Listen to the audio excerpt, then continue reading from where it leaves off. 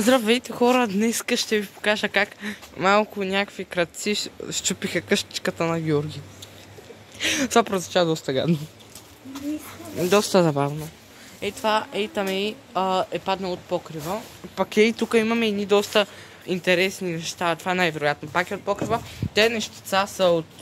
покрива и седят на маса. Не са от покрива, от това са. Да. Всичко обаче... Шама слиж, бе. И тук има някаква стълба, дето може да се качваш нагоре. Там, да. Значи, доколкото Георги ми каза, са дошли някакви хора, които са казали на дядо му, така да го наречем, че ще оправят покрива. Но в което са го щупили и получили течове. И това и между другото там бяха...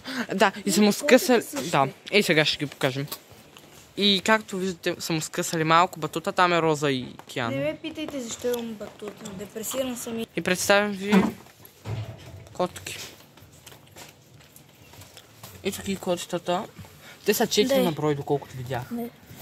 Ето ги. Много са малки. И нови. Да, хора, днес ще приключваме това видео и... Чакай, чупи. Чао!